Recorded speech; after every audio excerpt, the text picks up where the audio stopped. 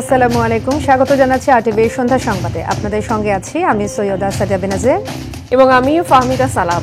পরিবারের সাথে ঈদের আনন্দ ভাগ করে নিতে ঢাকা ছাড়ছে নগরবাসী। ট্রেনের জন্য ঘন্টার পর ঘন্টা অপেক্ষা করার চিত্র নেই এবারের ঈদ যাত্রায়।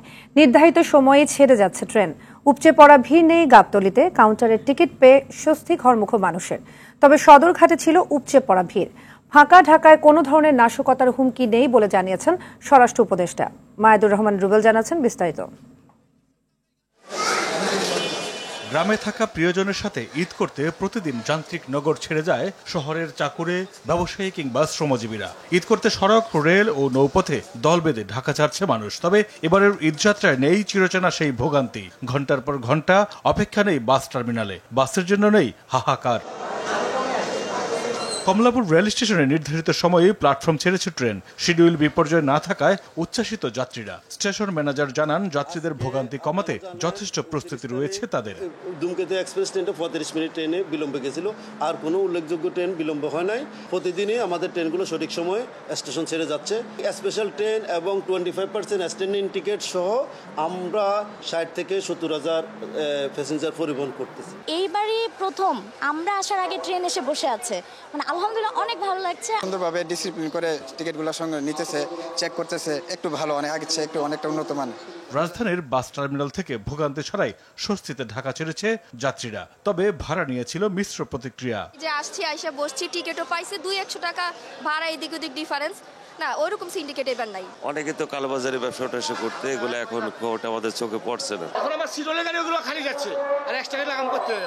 অতিরিক্ত ভাড়া আদায়কারীদের বিরুদ্ধে তাৎক্ষণিক ব্যবস্থা নিচ্ছে ভোক্তা অধিকার সংরক্ষণ অধিদপ্তর। ঈদ পার পেয়েছে 60 টাকা বেশি নিতেছি, আসার সময় খালি আসা লাগে। আমাদের 5,500 টাকার তেল লাগে, 3 জন কর্মচারী। বিআরটিএ কর্তৃক নির্ধারিত যে ভাড়া ঢাকা টু পাটুরিয়া ঘাট 188 টাকা 60 পয়সা, কিন্তু এখানে নেওয়া হচ্ছে 250 টাকা, অর্থাৎ অতিরিক্ত ভাড়া নেওয়ার যে প্রবণতা সেটি আমরা খেয়াল করেছি। মালিক কর্তৃপক্ষ বলছেন যে আর কোনোদিন এটি করবেন না। এই সতর্কতামূলক 2000 টাকা জরিমানা আরোপ করা হয়েছে। দুপুরে গাবতলী বাস টার্মিনাল পরিদর্শন শেষে স্বরাষ্ট্র উপদেষ্টা বলেন, স্বস্তির ঈদযাত্রায় নিশ্ছিদ্রভাবে নিরাপত্তা দেওয়ার জন্য কাজ করছে আইন শৃঙ্খলা রক্ষাকারী বাহিনী। চার্টার থেকে যদি কোনো ভাড়া কেউ বেশি নেয়, এই ব্যাপারে আপনারা বিআরটিএ কর্তৃপক্ষকে অবশ্যই জানাবেন। এখানে আল্লাহ দিলে কোনো ধরনের ষড়যন্ত্রের হুমকি নাই, আর ষড়যন্ত্রের যদি কোনো হুমকি থাকে আপনারাই মোকাবেলা করবেন আমাদের সাথে মিলে।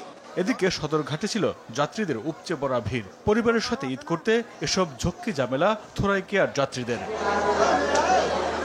মাইদুর রহমান রুবেল, আরটিভি, ঢাকা। দর্শক, এই মুহূর্তে রাজধানীর সদরঘাটে আছেন সহকর্মী রুদ্র রফিক, সরাসরি যুক্ত হচ্ছেন তিনি।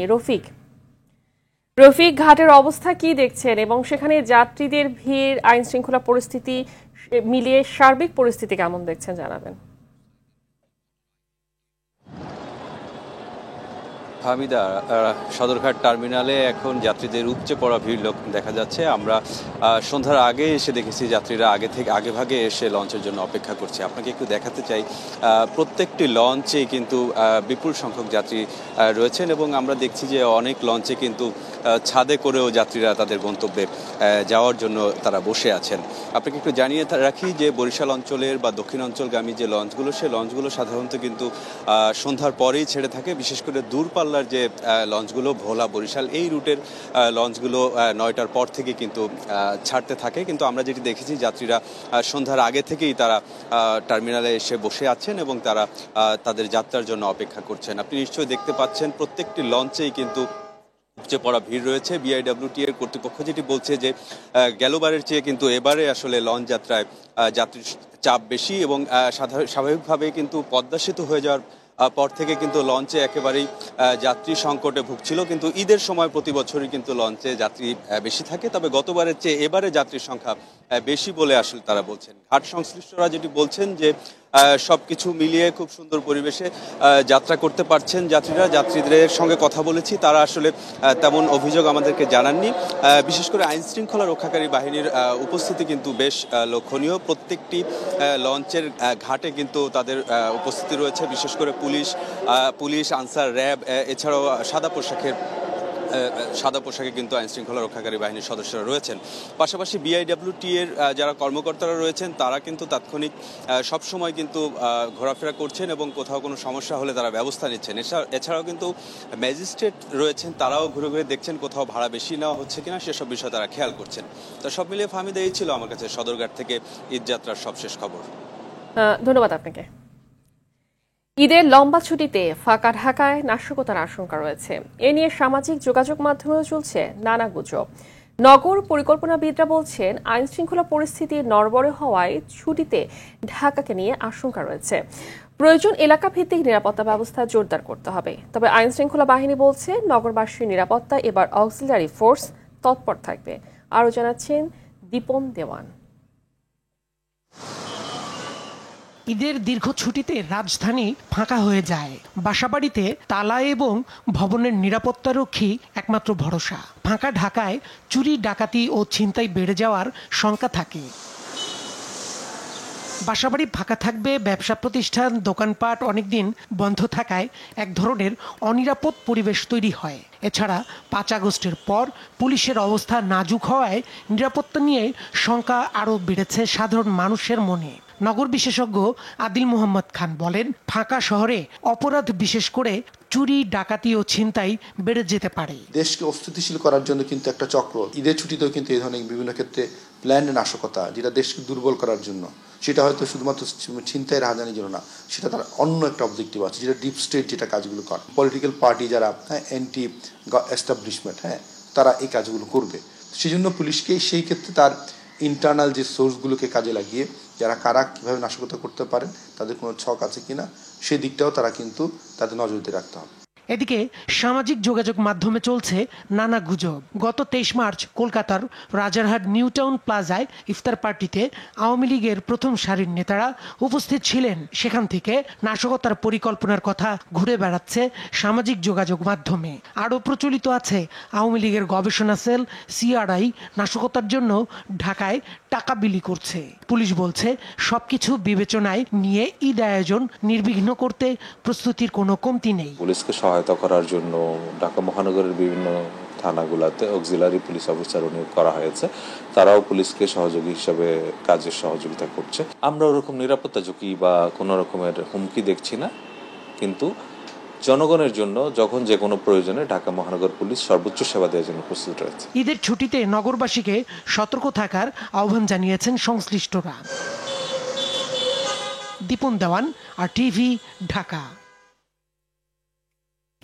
ঈদ উপলক্ষে নগরবাসীকে নিরাপত্তা দিতে ঢাকা মেট্রোপলিটন পুলিশের ৭১টি চেকপোস্ট ও ৬৬৭টি টহল টিম দায়িত্ব পালন করছে বলে জানিয়েছেন ডিএমপি মিডিয়া সেন্টারের সংবাদ সম্মেলনে অতিরিক্ত কমিশনার রেজাউল করিম মল্লিক জানান, ঈদ পরবর্তী নিরাপত্তা নিশ্চিতে বিশেষ অভিযান চলবে।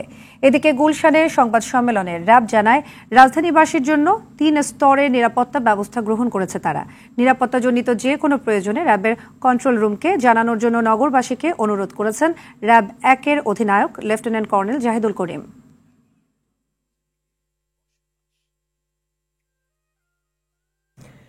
ঈদের প্রধান জামাতের জন্য জাতীয় ঈদগাহ ময়দানে চলছে শেষ মুহূর্তের প্রস্তুতি। ঈদের প্রধান জামাত সকাল 8:30টায়। ঢাকা দক্ষিণ সিটির প্রশাসক জানিয়েছেন, দুর্যোগপূর্ণ আবহাওয়া থাকলে বিকল্প হিসেবে বায়তুল মোকাররমে সকাল 9টায় অনুষ্ঠিত হবে ঈদের প্রধান জামাত। আবহাওয়াবিদ খন্দকার হাফিজুর রহমান জানিয়েছেন, ঈদের দিন বৃষ্টির সম্ভাবনা কম, রৌদ্রোজ্জ্বল পরিবেশে ঈদ করতে পারবে দেশের মানুষ। আরও জানাচ্ছেন দীপন দেওয়ান। দরজায় কড়া নাড়ছে ঈদুল ফিতর। প্রতি বছরের মতো এবারও রমজানের শেষ ভাগে পুরো বাংলাদেশে চলছে সাজ রব। রাজধানীতে হাইকোর্ট প্রাঙ্গণে জাতীয় ঈদগাহ ময়দানে ঈদের প্রধান জামাত আয়োজনের প্রস্তুতি এখন শেষ পর্যায়ে। মাঠ প্রস্তুত করতে কাজ করছেন শ্রমিকরা। ইতিমধ্যে মাঠে শামিয়ানা টাঙানো হয়েছে, মাইক, ফ্যান, সিসি ক্যামেরা স্থাপন সহ অন্যান্য কাজ প্রায় সম্পন্ন। শনিবার সকালে ঢাকা দক্ষিণ সিটি কর্পোরেশনের প্রশাসক ঈদগাহ ময়দান পরিদর্শন করেন। বিভিন্ন কাজের তদারকি করেন তিনি। আমাদের এই ঈদগাহে প্রায় 35,000 মুসল্লি ঈদের নামাজ আদায় করতে পারবেন, সেরকম প্রস্তুতি আমাদের আছে। সার্বিক নিরাপত্তা নিশ্চিত করতে পুলিশ, র্যাব এবং অন্যান্য আইন শৃঙ্খলা বাহিনীর মোতায়েন থাকবে। যেহেতু নামাজ আদায়ের জন্য পবিত্র আরামদায়ক কার্পেট এখানে বিছানো হয়েছে, কাজেই কাউকে জায়নামাজ এখানে নিয়ে আসতে হবে না এবং সুপেয় পানির ব্যবস্থা থাকায় কাউকে পানি নিয়ে আসতে হবে না। এখানে রাষ্ট্রপতি, মাননীয় প্রধান উপদেষ্টা মহোদয় দুজনই ঈদের জামাতে অংশগ্রহণ করবেন। এটি আমাদের ঈদ আনন্দেরই বহুগুণে বাড়িয়ে দেবে। এদিকে ঈদের দিন তাপমাত্রা কিছুটা কমতে পারে, তবে বৃষ্টির সম্ভাবনা নেই বলে জানিয়েছে আবহাওয়া অধিদপ্তর। সারা দেশে মানুষ রৌদ্রোজ্জ্বল আবহাওয়া পাবে এবং হয়তো সেই ক্ষেত্রে তাপমাত্রা কিছুটা বেশি থাকার জন্য তো কিছু সাময়িক হয়তো অস্বস্তি হবে, তবে খুব বেশি অস্বস্তিকর পরিবেশ তৈরি হবে না। তার কারণ বর্তমান যে অবস্থা আছে তার চেয়ে তাপমাত্রা কিছুটা কমই থাকবে ঈদের দিন। দীপন দেওয়ান, RTV, ঢাকা। নির্বাচন পিছিয়ে দিতে দেশে বিশৃঙ্খলা সৃষ্টির অপচেষ্টা চলছে বলে অভিযোগ করেছেন বিএনপি মহাসচিব মির্জা ফখরুল ইসলাম আলমগীর। বিকেলে রাজধানীর বেড়াইদে ঈদ সামগ্রী বিতরণ অনুষ্ঠানে একথা বলেন তিনি। জনগণের স্বার্থে যদি প্রয়োজন হয় বিএনপি আবারও রাজপথে নামবে উল্লেখ করে তিনি বলেন, মানুষকে ভোটের অধিকার থেকে বঞ্চিত করার ষড়যন্ত্র হচ্ছে। এআর বাদলের রিপোর্ট। বিএনপির ভারপ্রাপ্ত চেয়ারম্যান তারেক রহমানের নির্দেশে রাজধানীর বেড়াইদ ঈদগাহ ময়দানে ঈদ সামগ্রী বিতরণ অনুষ্ঠানের আয়োজন করে ঢাকা মহানগর উত্তর বিএনপি। অনুষ্ঠানের প্রধান অতিথি বিএনপি মহাসচিব মির্জা ফখরুল ইসলাম আলমগীর বলেন, অনির্দিষ্ট সময় ধরে জনগণ সংস্কার চায় না। আমরা সেই বিভাজন সৃষ্টি করতে দেব না।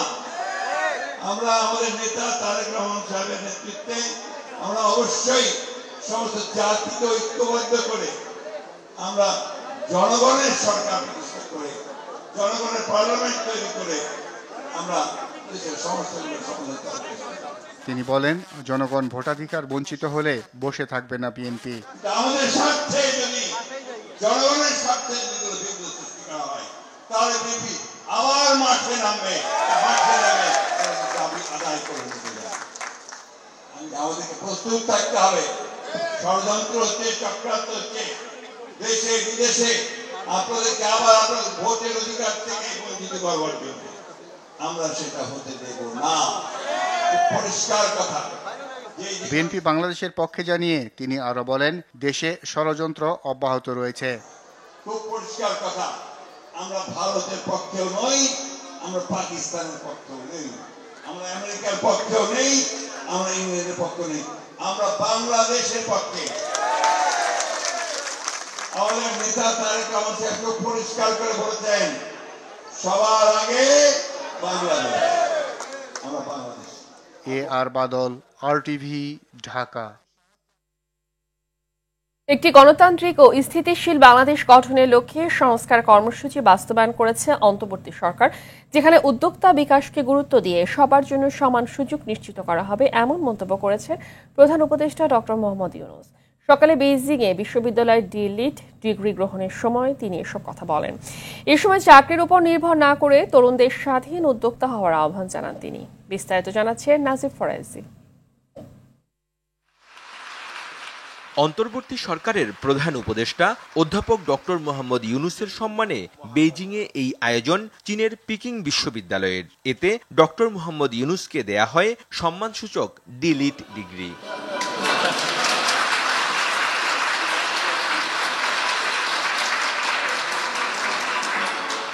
প্রধান উপদেষ্টা তার ভাষণে তরুণদের স্বাধীন উদ্যোক্তা হওয়ার পরামর্শ দেন।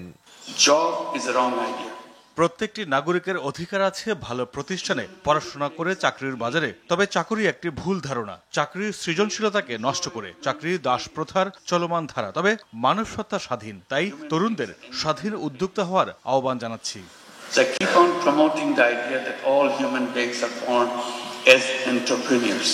নতুন বাংলাদেশে দারিদ্র্য দূর করা অগ্রাধিকার বলে জানান ডক্টর ইউনূস। যে নতুন বাংলাদেশের দায়িত্ব পেয়েছি সেখান থেকে দারিদ্র্য দূর করাই প্রধান অগ্রাধিকার। তবে এগিয়ে যাওয়ার পথে অসংখ্য বাধা রয়েছে, তা কাটিয়ে উঠে দেশের উন্নয়নে সব নাগরিকের অংশগ্রহণ দরকার। সঠিক সুযোগ ও উন্নয়নের জন্য আমরা দেশের অসংখ্য তরুণ যুদ্ধ করে যাচ্ছে। একটি গণতান্ত্রিক ও স্থিতিশীল বাংলাদেশ গঠনের লক্ষ্যে কর্মসূচি বাস্তবায়ন করা হচ্ছে, যেখানে উদ্যোক্তা বিকাশকে গুরুত্ব দেওয়া হচ্ছে এবং সবার জন্য সমান সুযোগ নিশ্চিত করা হবে। মানুষ জন্মগতভাবে দরিদ্র নয়, বরং ভুল অর্থনৈতিক ব্যবস্থার কারণে দরিদ্র হয়ে পড়ে, যেখানে সবার জন্য সমান সুযোগ থাকে না। এদিকে চীনের রাষ্ট্রীয় সংবাদ মাধ্যম সিনহুয়াকে দেয়া সাক্ষাৎকারে ডক্টর মুহাম্মদ ইউনুস বলেন, চীনের সঙ্গে বাংলাদেশের সম্পর্ক নতুন উচ্চতায় প্রবেশ করেছে। শিগগিরই বাংলাদেশে আরও চীনা বিনিয়োগকারী বাড়বে। স্থানীয়দের সমন্বয়ে এ অঞ্চলে একটি বড় বাজার সৃষ্টি হবে বলেও আশা তার। নাজিব ফরায়েজি, RTV, ঢাকা। নিজের পিতামাতা ও আপন ভাই বোনকেও ছাড়েনি ভয়ঙ্কর প্রতারক আশরাফুজ্জামান মিনহাজ। পিটিয়েছেন সবাইকে। মামলা বাণিজ্যই যার পেশা, সেই মিনহাজ আপনজনদেরও আসামি বানিয়েছে 9 মামলায়। ভুক্তভোগী অসহায় পিতা জানান, মিনহাজ তার সম্পত্তি গ্রাস করতে না পেরে নির্যাতনের পাশাপাশি বৃদ্ধ বয়সে পাঠিয়েছে জেলে। সরকার প্রধান সহ বিভিন্ন দপ্তরে ঘুরেও পাননি ন্যায় বিচার। নোয়াখালী প্রতিনিধি গিয়াসউদ্দিন রনির প্রতিবেদন, জানাচ্ছেন এয়ার বাদল। আজকে তথা প্রধানমন্ত্রী তথা আপনারা দেশবাসী জনগণকে জানানোর জন্য আমার এই আকুল আবেদন। এ আর্তনাদ 72 বছর বয়সী অসহায় পিতা হারুনুর রশিদের। নিজ সন্তান আশরাফুজ্জামান মিনহাজ ওরফে মিনহাজউদ্দিনের মামলা ও নির্যাতনের হাত থেকে রক্ষা পেতে করেছিলেন সংবাদ সম্মেলন। মামলার সন্ত্রাসী কর্মকাণ্ডের সাথে সম্পৃক্ত অবৈধ অসৎসূত্র, কিন্তু রেহাই মেলেনি। আইন, আদালত ও প্রশাসন সবাই যেন ছিল মিনহাজের গোলাম। বিভিন্ন মামলায় আসামি বানানোর পাশাপাশি পুলিশ দিয়ে থানায় নিয়ে চালানো হয়েছে নির্যাতন। হুমকি দেয়া হতো পেশাদার খুনি দিয়ে শেষ করে দেয়ার। এটা পৃথিবীতে কোনো বাবাকে এই জাতীয় সোরের মতন আচরণ আর মনে কেউ করছে কিনা আমার জানা। মিনহাজের গ্রামের বাড়ি নোয়াখালীর বেগমগঞ্জের মীর ওয়ারিশপুরে। এলাকার মানুষ তার ভয়ে আতঙ্কে থাকত সব সময়, কারণ মিনহাজের অপরাধে রয়েছে বিশাল সিন্ডিকেট। অভিযোগ আছে এসবের পেছনে রয়েছে তার BCS ক্যাডার স্ত্রীও। মিনহাজ পুলিশ দিয়ে বড় ভাইকে পিটিয়ে ভিডিও করে দেখাতো বাবাকে। হুমকি দেয়া হতো তার পরিণতিও এমন হবে। আমার 14-15টা পুলিশ পিড়িতেছে, ওই বিরিয়ানি বাবার দেখাচ্ছে জানা বাবা আমার পাশে বলতেছে, তুই যদি এভাবে তোর ছেলে বিদ্যুৎ দাঁড়াতে তোকে এই প্রস্তুতের বাইরে বানাবো। এরপরে বাবা আর কোনো প্রতিদান বাবা সার পায়নি। মা বোনকেও পিটিয়েছেন সমাজের লজ্জা এই কুলাঙ্গার সন্তান আশরাফুজ্জামান মিনহাজ ওরফে মিনহাজউদ্দিন। এত রকম বাড়াবাড়ি ছিল, অত্যাচার ছিল, যেটা কল্পনায় বলা যাবে না। বাবাকে মারা, বড় ভাইকে মারা, বোনকে মারা, সমাজে যে তার বিরুদ্ধে কথা বলছে তাকে মারা। মিনহাজ তার জন্মদাতা পিতা, ভাই ও ভাবির বিরুদ্ধে 9টি মামলা দিয়ে এখনও হয়রানি করছেন। মিথ্যা মামলা প্রত্যাহারের পাশাপাশি কুলাঙ্গার ছেলের দৃষ্টান্তমূলক শাস্তি চেয়েছেন পিতা হারুনুর রশিদ। দেশবাসী এবং জনগণের কাছে আবার সুবিচার এবং সাজার জন্য আয়োজন করা। 26 মার্চ ভোরে রাষ্ট্রদ্রোহ ও সন্ত্রাস বিরোধী মামলায় প্রতারক আশরাফুজ্জামান মিনহাজকে গ্রেপ্তার করে যৌথ বাহিনী। বর্তমানে সে শরীয়তপুর কারাগারে বন্দী। পুলিশ জানায় তদন্ত সাপেক্ষে তার বিরুদ্ধে ব্যবস্থা নেওয়া হবে। আমরা তার বিষয়ে তদন্ত করছি, তদন্তপূর্বক আইনগত ব্যবস্থা গ্রহণ করা হবে। AR বাদল, RTV, Dhaka. National life insurance আন্তর্জাতিক সংবাদ। স্মরণকালে শক্তিশালী ভূমিকম্পে বিধ্বস্ত মিয়ানমার, এখন পর্যন্ত নিহতের সংখ্যা 1000 ছাড়িয়েছে। শুক্রবার রিক্টার স্কেলে 7.7 মাত্রার ভূমিকম্পে দেশটির রাজধানী নেপিদো ও দ্বিতীয় বৃহত্তম শহর মান্দালয় ধ্বংসস্তূপে পরিণত হয়েছে। মিয়ানমারের পাশাপাশি ভূমিকম্পে ক্ষতিগ্রস্ত হয়েছে থাইল্যান্ডও। সামদানি প্রত্যয়ের রিপোর্ট।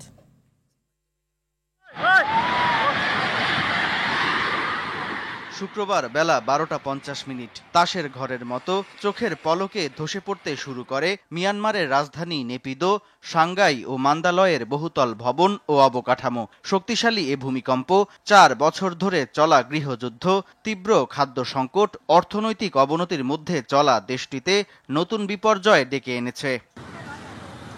ভূমিকম্পের পর কঠিন হয়ে পড়ে মিয়ানমারের প্রকৃত ক্ষয়ক্ষতির তথ্য অনুসন্ধান। ধারণা করা হচ্ছে সবচেয়ে ক্ষতিগ্রস্ত হয়েছে দেশটির দ্বিতীয় বৃহত্তম শহর মান্দালয়। ভেঙে পড়েছে মোবাইল নেটওয়ার্ক, বিদ্যুৎ ও ইন্টারনেট সেবার বাইরে চলে গেছে লাখ লাখ মানুষ। ভেঙে গেছে বড় বড় বাঁধ, যার ফলে বন্যার আশঙ্কা দেখা দিয়েছে। চলমান যুদ্ধের কারণে ব্যাহত হচ্ছে উদ্ধার কাজ। ক্ষয়ক্ষতির প্রকৃত তথ্য সামনে আসতে দিচ্ছে না জান্তা সরকার। বিবিসির এক প্রতিবেদনে জানা গেছে, দেশটিতে নিহতের সংখ্যা 1000 ছাড়িয়েছে। যুক্তরাষ্ট্রের ভূতাত্ত্বিক জরিপ সংস্থা ইউজিএস আশঙ্কা করছে নিহতের সংখ্যা 10,000 ছাড়িয়ে যেতে পারে। 1000 কোটি ডলারের সম্পদ নষ্ট হয়েছে বলেও জানায় সংস্থাটি। ভূমিকম্পে কেঁপে ওঠে পাশের দেশ থাইল্যান্ডও। সামাজিক মাধ্যমে ছড়িয়ে পড়া ভিডিওতে দেশটির রাজধানী ব্যাংককে নির্মাণাধীন 30 তলা ভবন ধসে পড়তে দেখা গেছে। এতে অন্তত 10 জন নিহত হন। ধ্বংসস্তূপে চাপা পড়েছে শতাধিক নির্মাণকর্মী। বিচ্ছিন্ন হয়ে গেছে ব্যাংককের সঙ্গে অন্য অঞ্চলের রেল যোগাযোগ। ভূমিকম্পের পরই জরুরি অবস্থা জারি হয়েছে মিয়ানমারের 6 অঞ্চল ও থাইল্যান্ডের রাজধানী ব্যাংককে। দুর্যোগ মোকাবেলায় আন্তর্জাতিক সম্প্রদায়ের কাছে সাহায্যের আবেদন জানিয়েছে দেশ দুটি। সামদানি প্রত্যয়, RTV। মিয়ানমার ও থাইল্যান্ডের মতো বাংলাদেশও একই ধরনের বড় ভূমিকম্প হওয়ার আশঙ্কা রয়েছে। বিশেষ করে ঢাকা, চট্টগ্রাম, সিলেট ও ময়মনসিংহ অঞ্চল ভূমিকম্পের উচ্চ ঝুঁকির মুখে রয়েছে। মিয়ানমার ও থাইল্যান্ডে গতকাল শুক্রবারের শক্তিশালী ভূমিকম্পে ব্যাপক হতাহতের পর শনিবার সকালে ফায়ার সার্ভিস সদর দপ্তর এক সংবাদ বিজ্ঞপ্তিতে এই সতর্কবার্তা জানিয়েছে। বিজ্ঞপ্তিতে বলা হয়েছে, মিয়ানমার ও থাইল্যান্ডের বিভিন্ন অঞ্চলে পরপর 2টি শক্তিশালী ভূমিকম্প হয়েছে। রিক্টার স্কেলে ভূমিকম্প দুটির মাত্রা ছিল যথাক্রমে 7.7 ও 6.4। এতে দেশ দুটি বেশ ক্ষয়ক্ষতির সম্মুখীন হয়েছে। বাংলাদেশেও একই ধরনের বড় ভূমিকম্পের আশঙ্কা রয়েছে। বিশেষ করে ঢাকা, চট্টগ্রাম, সিলেট, ময়মনসিংহ অঞ্চল উচ্চ ঝুঁকিতে রয়েছে। মিয়ানমার ও থাইল্যান্ডের ভূমিকম্পে প্রাণহানির ঘটনায় শোক জানিয়েছে বিএনপির ভারপ্রাপ্ত চেয়ারম্যান তারেক রহমান। তার ফেসবুক ও ইনস্টাগ্রাম আইডিতে দেয়া পৃথক স্ট্যাটাসে এই শোক প্রকাশ করেন। ভূমিকম্পে যারা তাদের প্রিয়জনদের হারিয়েছেন তাদের সকল পরিবারের প্রতি তারেক রহমান গভীর সমবেদনা জানান এবং আহতদের দ্রুত আরোগ্য কামনা করেন। তিনি তার আইডিতে লেখেন, বাংলাদেশের জনগণ এবং বাংলাদেশ জাতীয়তাবাদী দল মিয়ানমার ও থাইল্যান্ডের সাথে সংহতি প্রকাশ করেছে এবং ক্ষয়ক্ষতি দ্রুত কাটিয়ে ওঠার আশা করছে।